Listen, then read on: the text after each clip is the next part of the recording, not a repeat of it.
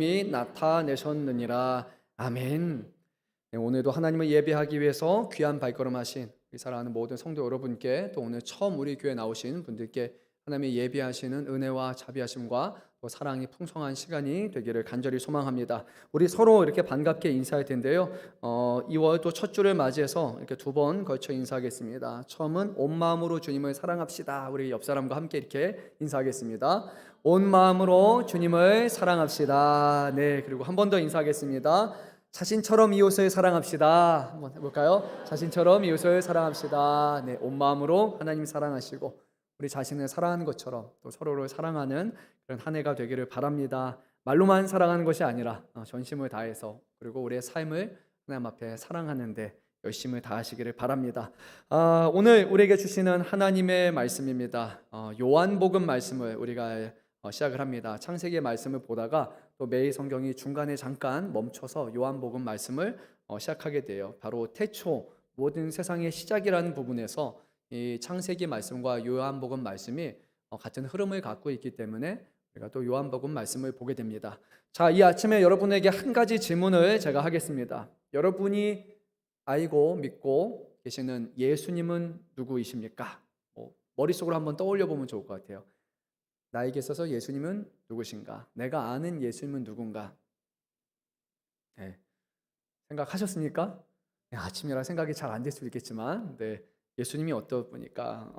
어떤 분들은 예수님을 떠올리면서 이런 생각하셨을 것 같아요. 예수님이 이 땅에 오셔서 행하신 그런 기적에 대해서, 갈릴리에서 가르치셨고 수많은 기적을 행하셨고, 그리고 제자들을 섬겨주시고 세리와 죄인들의 벗이 되어 주신 예수님, 예수님의 행적을 생각할 수 있습니다. 또한 십자가에 못 박혀 죽으셨다가 3일 만에 무덤 문을 열고 다시 살아나시고 부활 승천하신 그 예수님을, 그 사건을 통해서 떠올리시는 분들도 있을 겁니다. 또 어떤 분들은 그 사건보다 이 한마디가 더 생각날 수도 있을 것 같아요. 시몬 베드로의 고백과 같이 주는 그리스도시요 살아계신 하나님의 아들입니다 라는, 그게 여러분에게 있어서 예수님은 그런 분이세요 라고 고백하시는 분이 있을 거라고 생각됩니다.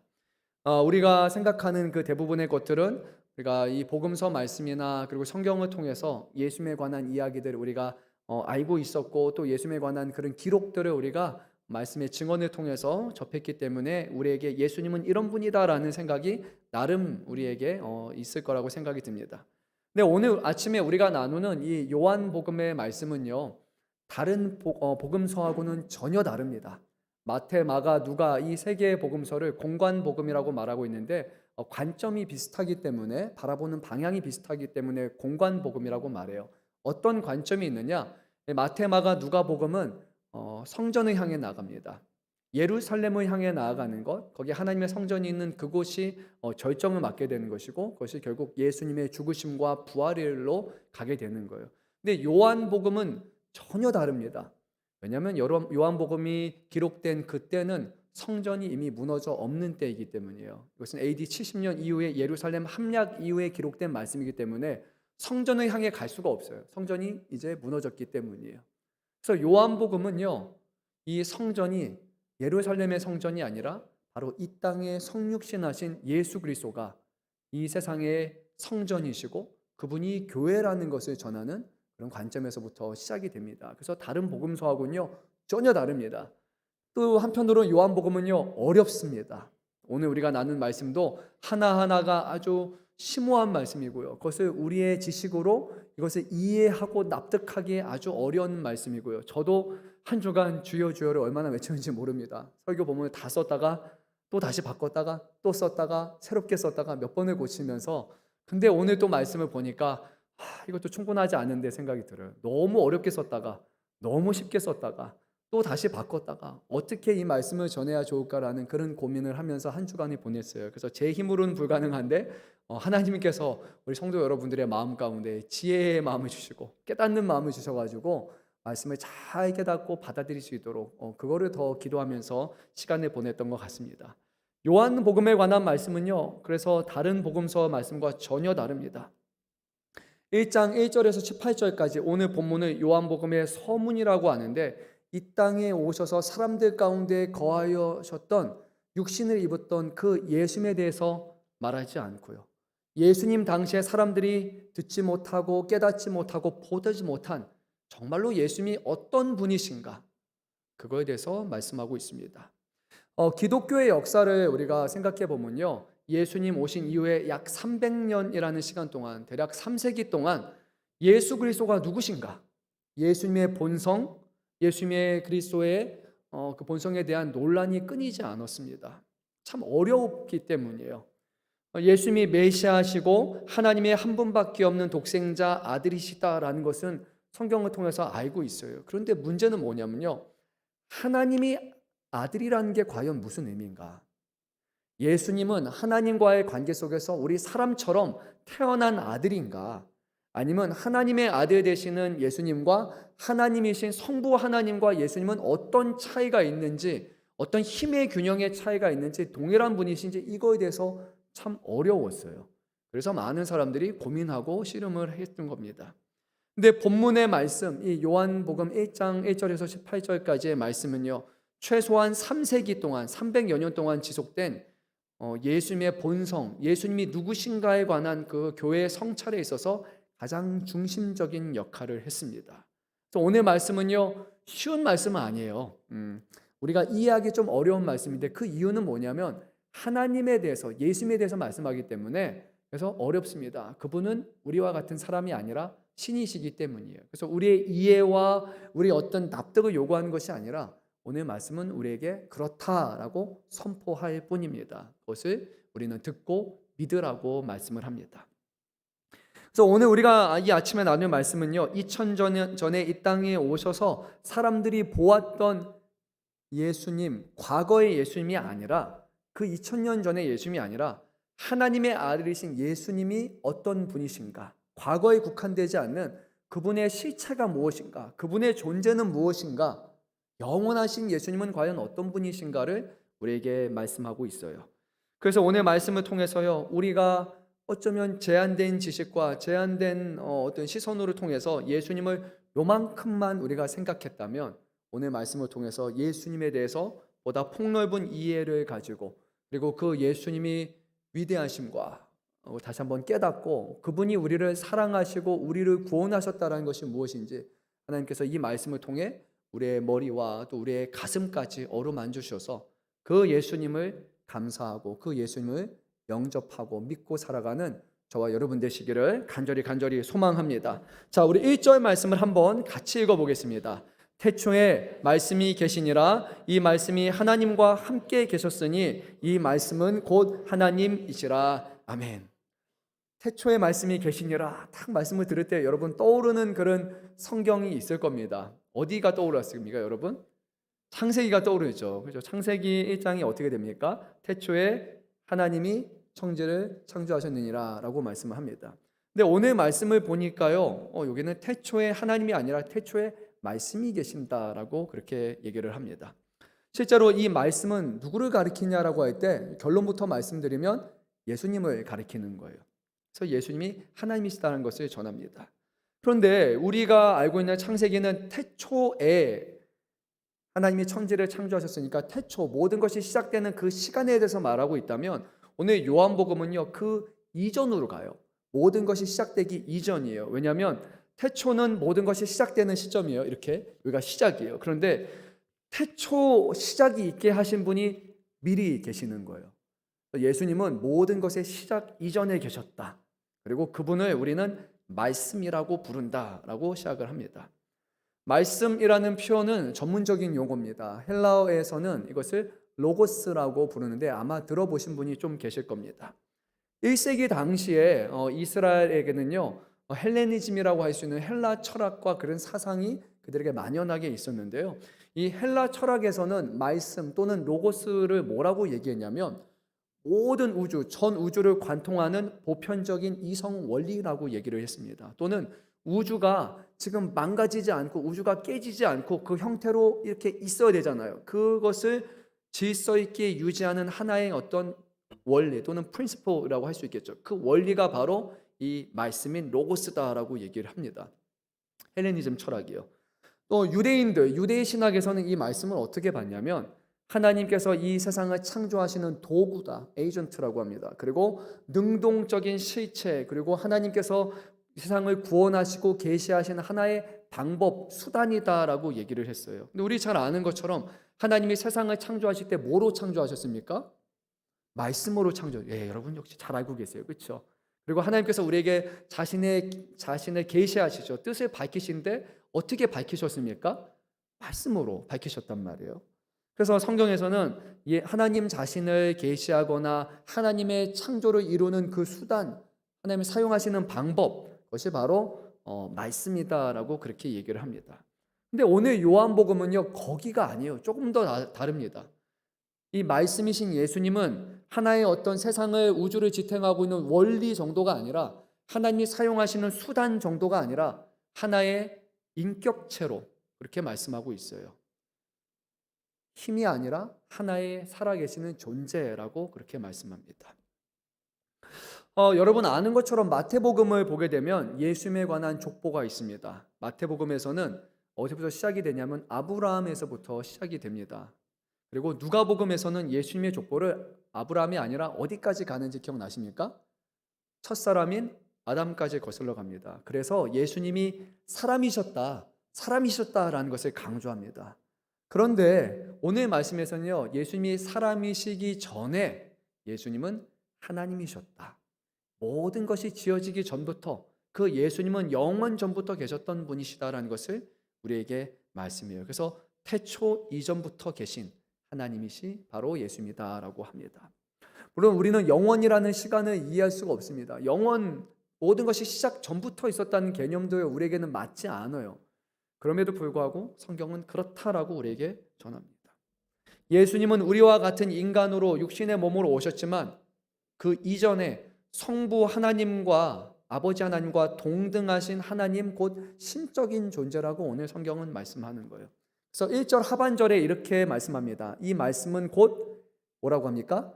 하나님이시라. 예수님은 하나님의 아들이시지만 하나님이세요.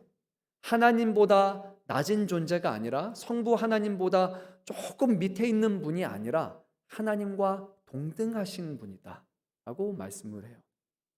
참 어렵죠. 왜냐하면 우리는 아버지와 아들을 생각하면 아버지가 있기 때문에 아들이 생겼거든요. 아버지가 위고 아들이 아래란 말이에요. 그런데 성경에서는요, 아버지 그리고 아들, 성령이 다 동일한 하나님이시다 라고 그렇게 얘기해요. 그래서 우리가 이것을 성경에는 없는 용어지만 삼위일체라는 표현으로 사용합니다. 근데 여러분 이거는 이해하기 어려운 개념이에요.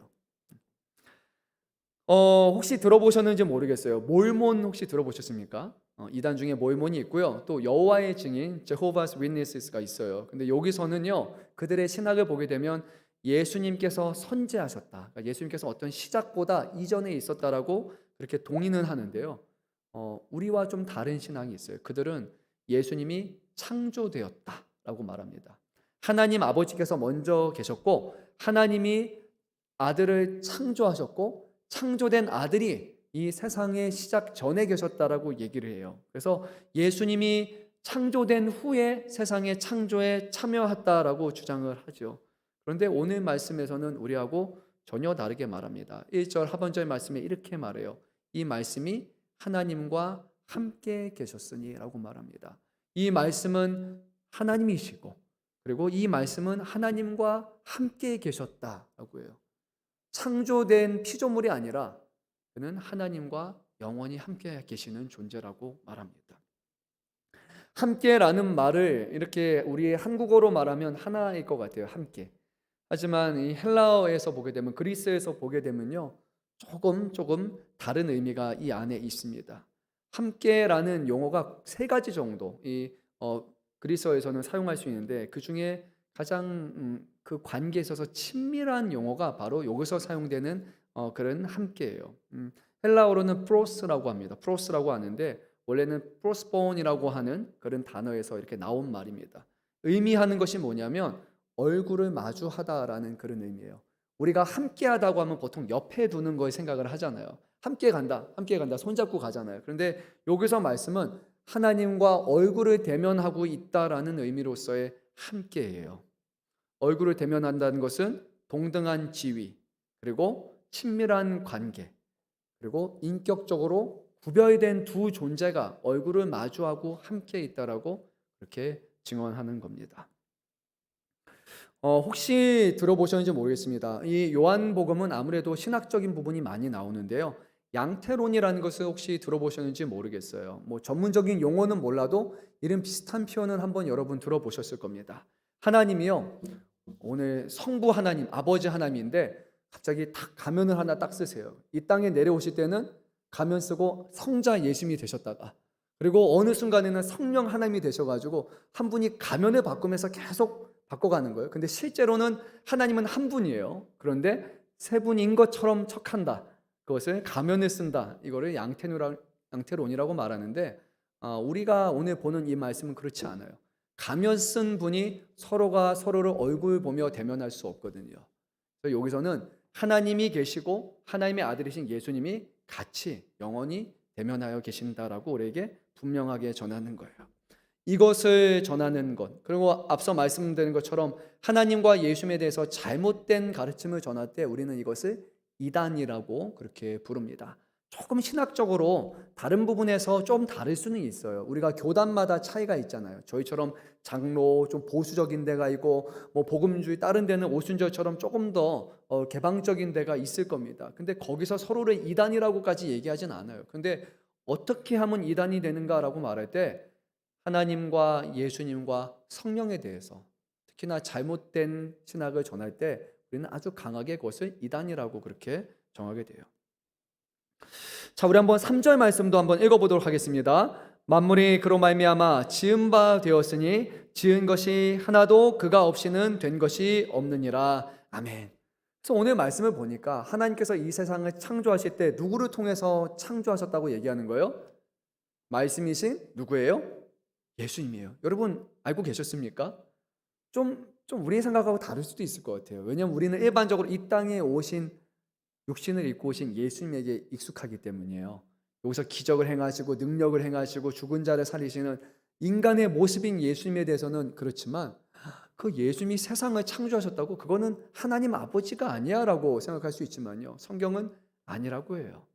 처음부터 선포되었던, 사용하셨던 그 말씀이 바로 예수님이시고, 그 예수님께서 이 모든 세상을 창조할 때 하나님께서 사용하셨던 하나의 수단과 도구라는 것을 분명히 말씀해요.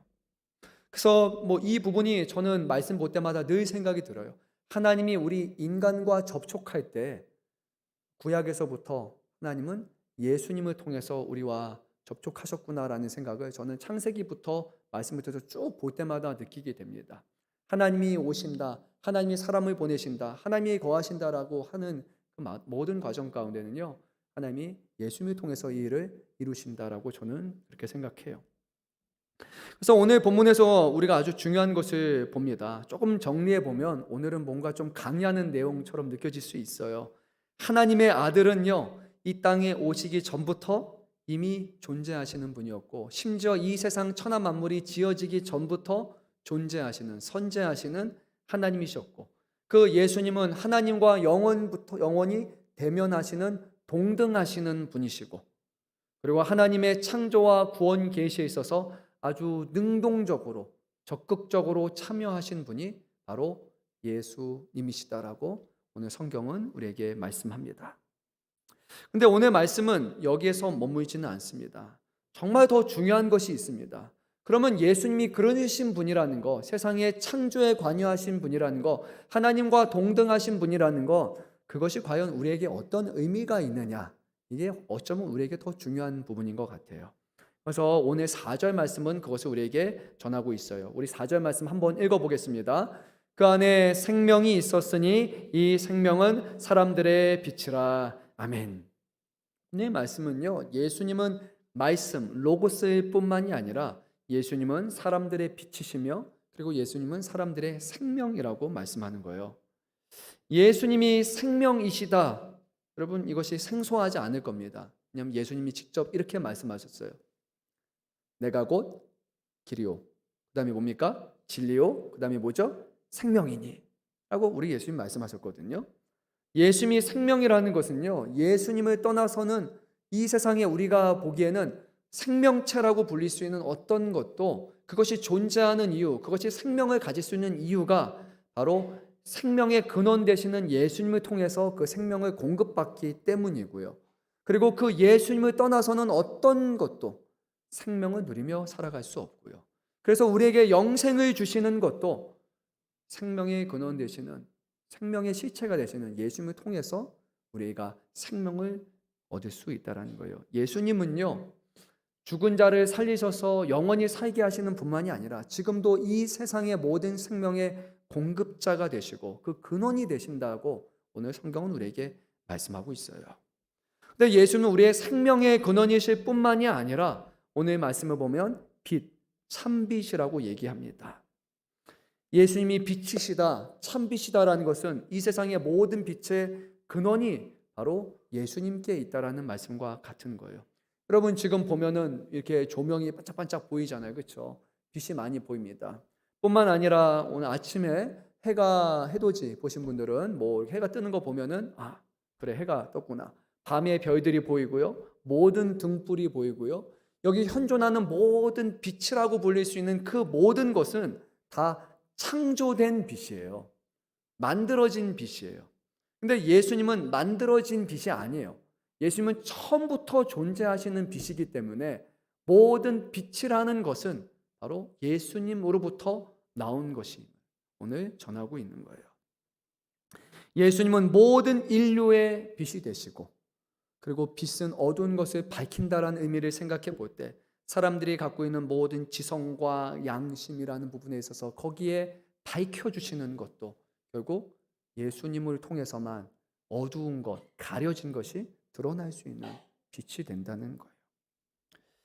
더 놀라운 사실은 뭐냐면요, 창조되시지 않고 처음부터 빛으로 존재하셨던 그 예수님께서 자신이 창조하신 이 세상으로 찾아오셨는데, 근데 안타깝게도 빛이 어둠에 비쳤는데 어둠이 그 빛을 깨닫지 못했다고 오늘 우리에게 말씀합니다.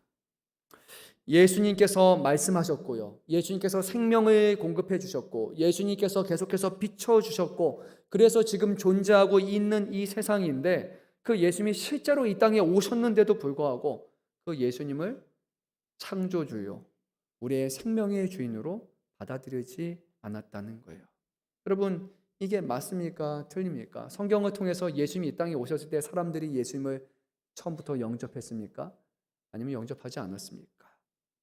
가장 그 당시에 지성인이라고 할 수 있는 바리새인들과 서기관들과 대제사장조차도요 예수님을 인정하지 않았습니다. 누가 예수님을 십자가에 못 박히게 했습니까? 가장 하나님을 잘 알고 있다고 말하는 그 사람들이었어요. 부정할 수 없는 기적을 봤습니다. 병자가 고침을 받았습니다. 죄 사하는 권세가 있었습니다. 그리고 귀신 들린 자가 쫓김을 받았습니다. 오병이어의 어마어마한 기적이 있었습니다. 부인할 수 없는, 부정할 수 없는 기적이에요. 그래서 성경에서도요, 이 바리새인들과 서기관들과 대제사장이요 예수님을 너무 죽이고 싶어요. 그런데 문제는 뭐냐면 기적이 실제였어요. 이건 부정할 수 없는 기적이 눈앞에 일어났어요. 그래서 사람들의 마음이 예수님께 가니까 어떻게 예수님을 죽여야 될까 막 고민한단 말이에요.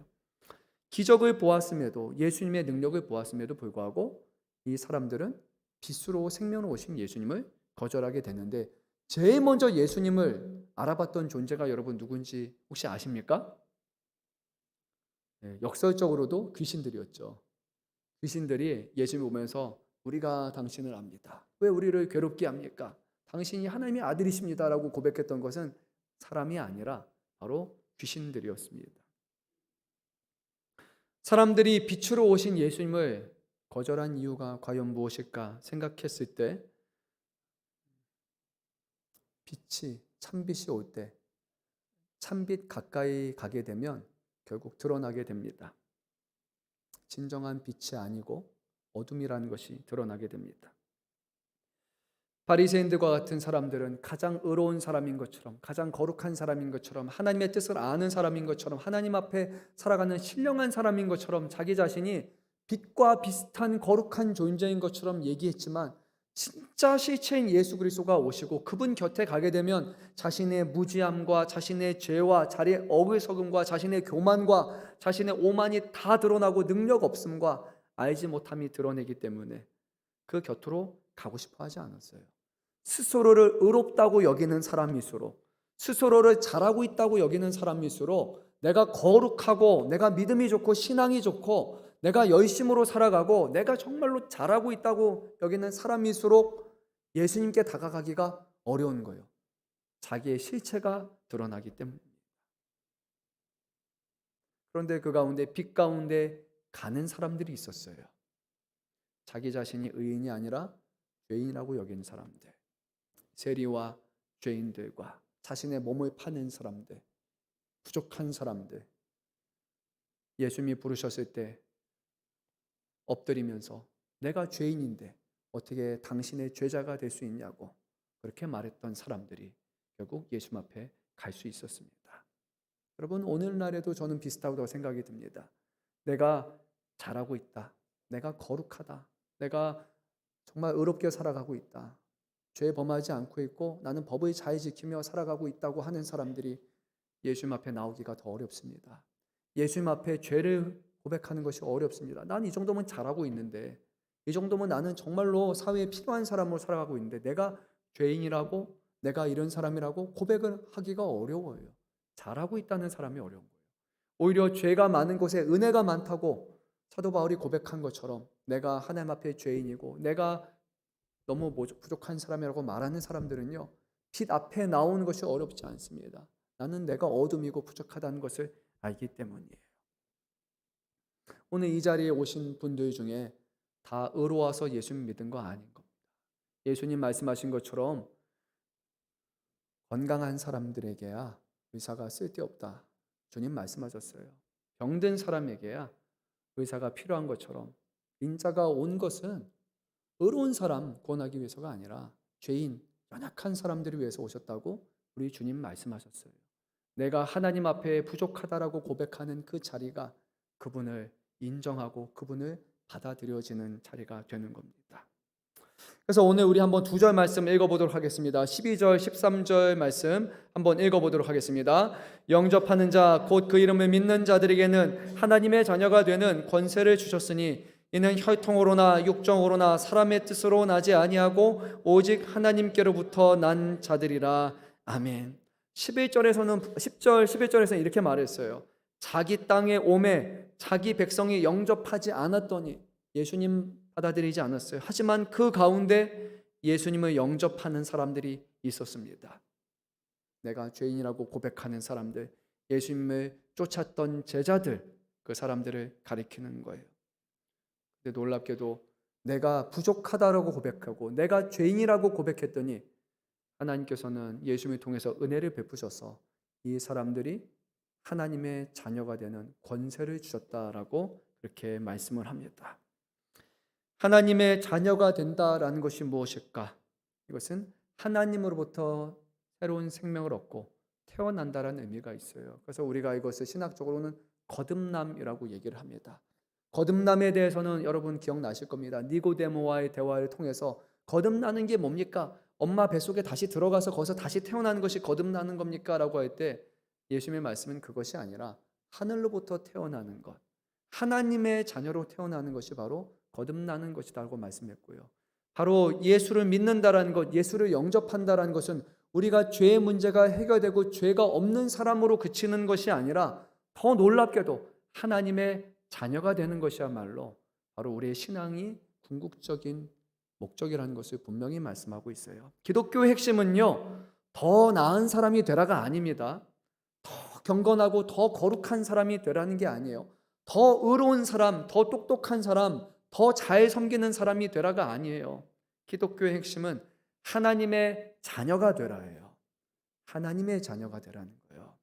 하나님의 자녀가 되는 권세를 가진 자는요, 하나님의 나라에 들어갈 수 있는 권리를 갖는 것이에요.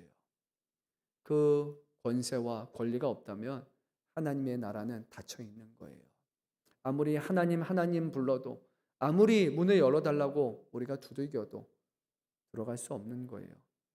노아의 방주를 하나님이 닫으셨을 때 아무도 열 수 없었던 것처럼 하나님이 닫으신 그 문을 열 자가 없습니다. 그런데 다른 것이 아니에요. 의인이 돼야 되는 것도 아니에요. 아주 잘해서 되는 것도 아니에요.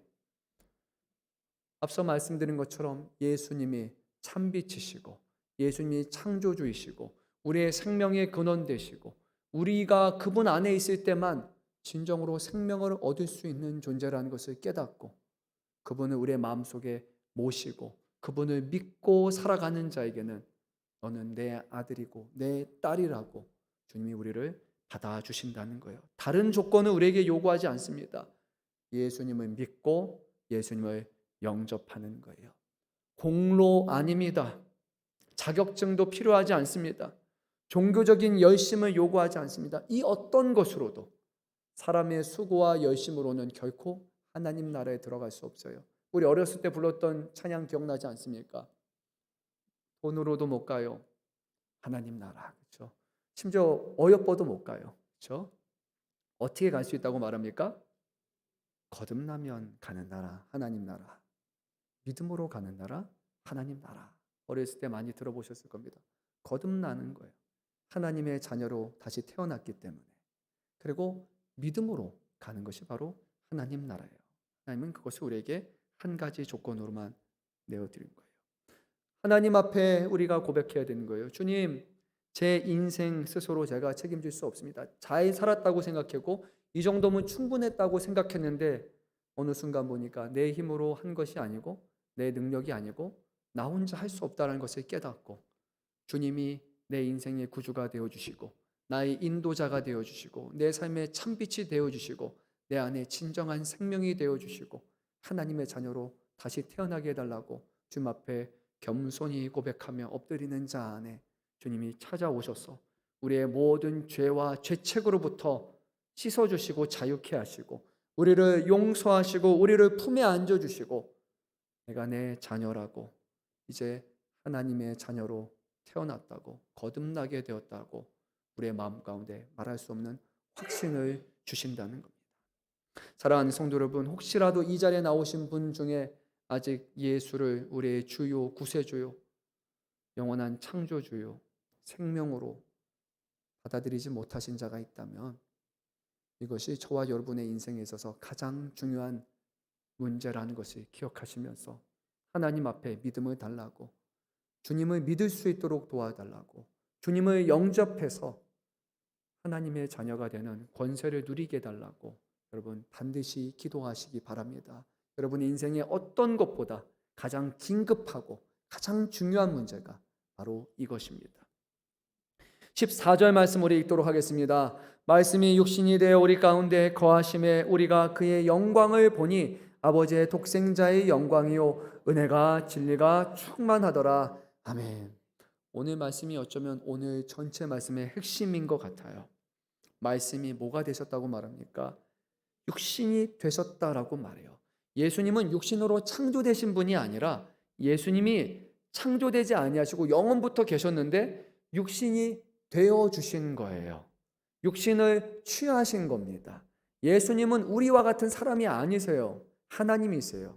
하지만 우리와 같은 인성을 취하셨다는 거예요. 보세요. 예수님은요, 이 땅에 우리와 같은 인간이 되기 전에는요, 무한하신 분이었어요.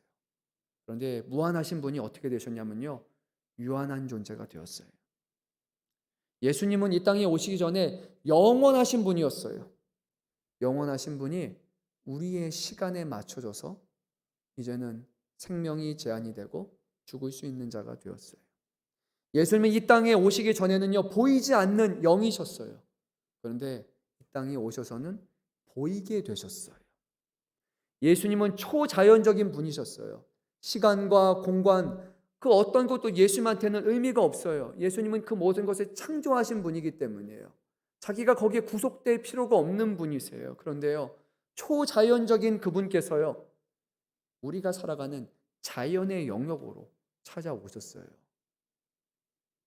그럼 이게 얼마나 놀라운 일입니까?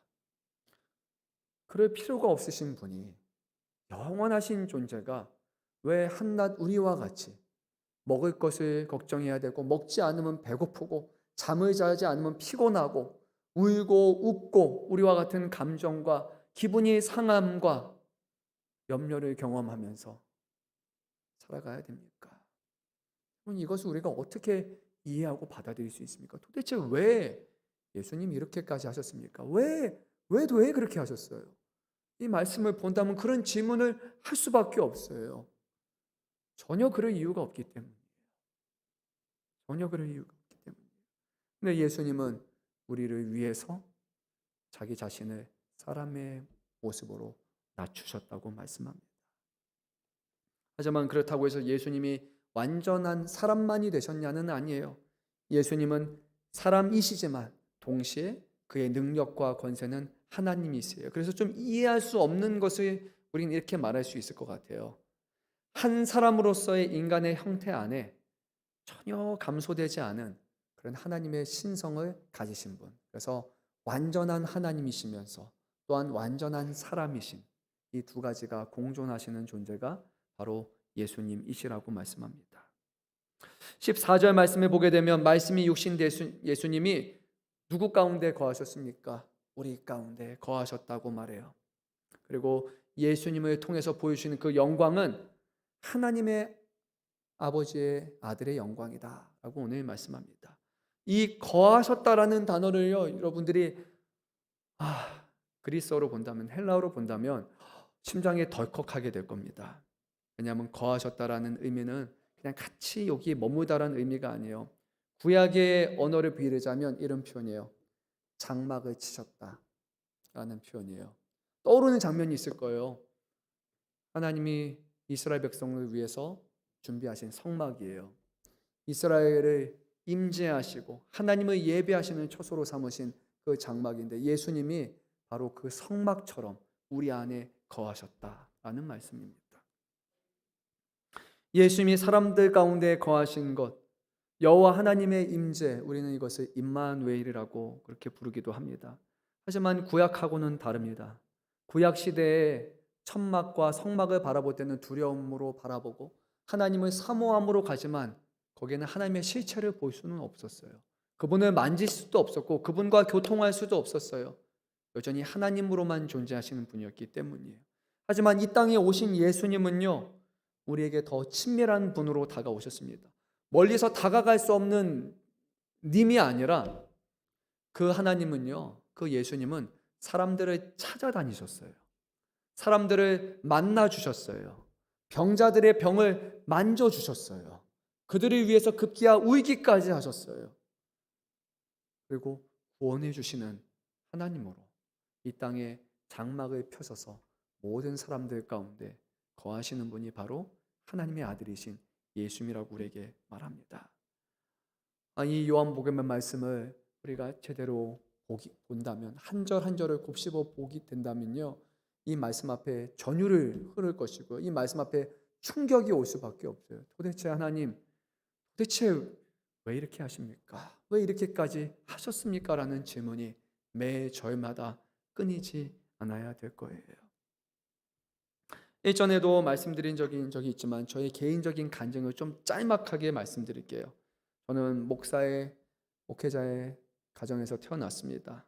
그리고 중학교 2학년 때 호주로 시드니로 유학을 하게 됩니다. 중학교 3학년이 접해 들어서 제가 거기에 좀 신앙에 좀 불이 붙었다고 해야 될까요? 그래서 매일마다 이제 새벽 기도회를 드렸는데 저 혼자 드린 게 아니라 한 4시 정도가 되면 집을 나서요. 그러면 그 근처에 동네에 있는 30분 거리에 있는, 왜 그런지 모르겠지만 학생들을 다 깨워요. 뚝뚝뚝 하면서 4시에 와가지고 누가 문 두들겨요. 일어나야 된다고, 기도하러 가야 된다고. 좀 진상 같은 그런 사람이었어요. 다 깨워서 새벽 예배 드렸던 사람입니다. 토요일이 되면은요, 반나절 동안 시드니에서 한인이 가장 많은 동네로 알려져 있는데 스트라트필드라는 데가 있어요. 거기 광장으로 들어가는, 전철역으로 가는 입구예요. 딱 하나의 길인데 거기에 딱 서가지고 예수 믿어야 됩니다라고 전도지 이렇게 천장씩 들고 가가지고 계속 했던 사람들이에요. 한나절 동안 노방 전도하고 나고 오후에는 교회에 와서 그 교회에 2층이 있는데 거기는 골방이 있어요. 방들이 있어요. 그러면 골방에 들어가서 3시간씩 목이 터져라고 기도했던 사람이에요. 중학교 3학년 때 소위 우리 교회에서 말하는 방언을 받았고, 그리고 저만 받은 것이 아니라 제가 전도했던 친구가 한 명이 있었어요. 거기는 불교 신자고 저를 세울 정도의 아주 철저한 불교 신자였는데 그 친구가 저보다 제 앞에서 방언을 받는 모습을 제가 봤어요. 경험했던 사람입니다. 고등학교로 가서 이제 미국으로 넘어가게 됩니다. 미국에 가서는 오전 8시쯤에 미국인 교회에서 예배를 드리고 10시 반쯤 되면 한인교회 가고요. 거기서 열심히 섬기고 하면서 하루 종일 그냥 예배 드렸던 사람이고요. 고등학교 2학년이 들어가서는 미국에서 손꼽히는 가장 보수적인 신앙의 학교에 들어갔어요. 제가 보기에는 지금도 탑3 안에는 들어갈 것 같아요. 매일 성경을 배웁니다. 근데 성경이요, 과목인데 어느 정도의 무게감이냐면 국영수과하고 똑같은 무게로 성경을 배웠어요. 그래서 성경을 틀리면요, 재수해야 되는 거예요. 그 정도로 성경을 하나하나 봤어요. 그러므로 그러기에 성경을 하나하나 그렇게 배웠어요. 암송, 성경 퀴즈, 시험, 기말고사 그렇게 보는 학교에 다녔어요. 매일마다 저희는 채플이 있어요. 예배를 드려야 됩니다. 정장 입고 가서 예배 드려야 됩니다.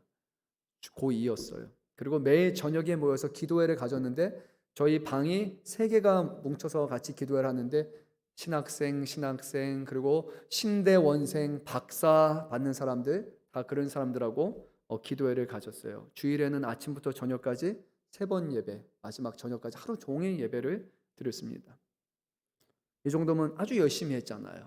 그런데요, 그러던 저였지만 만 나이 25세가 돼서 한국에 군복무하기 위해서 왔을 때 하나님의 존재에 의심하고 하나님을 부인하기까지 이르렀습니다.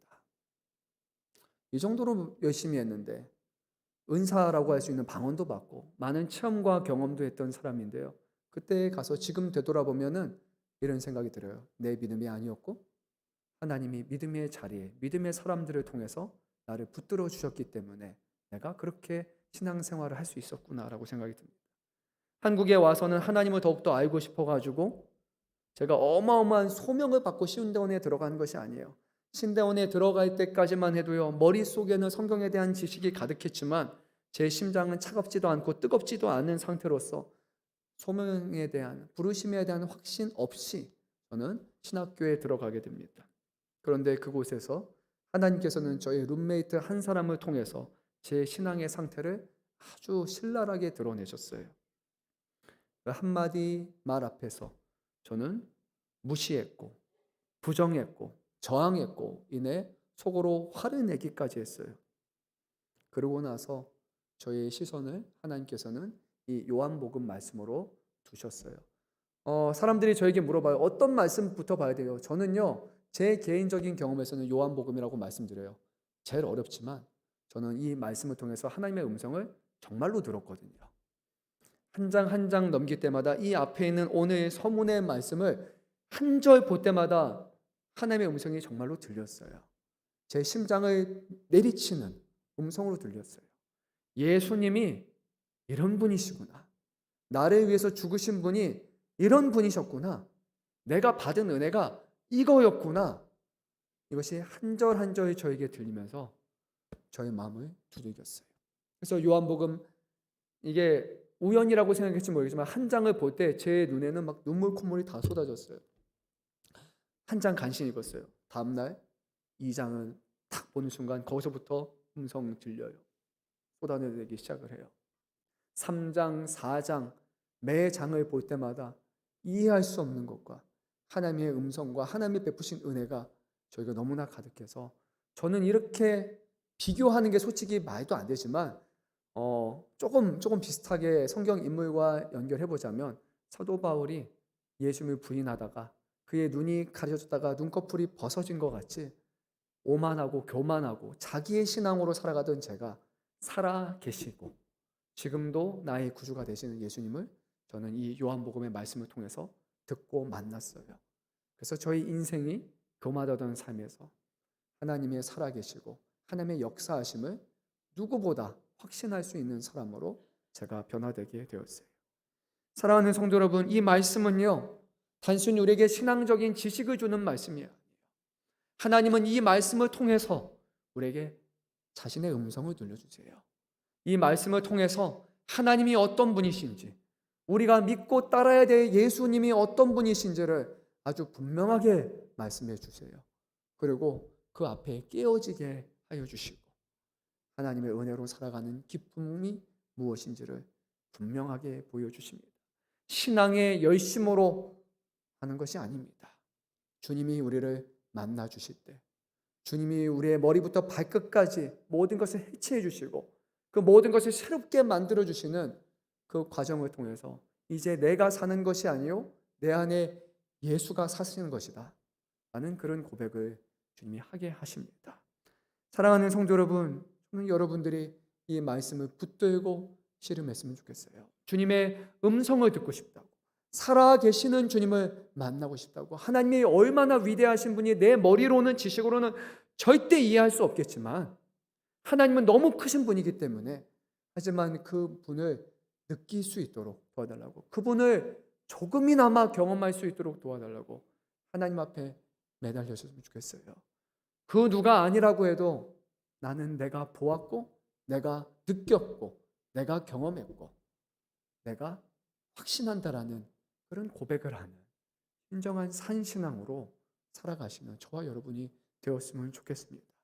그 하나님이, 그 예수님이 저와 여러분을 위해서 창조주의 권능과 영원하신 영광을 내려놓으시고 저와 같은, 여러분과 같은 모습으로 이 땅에 오셨어요.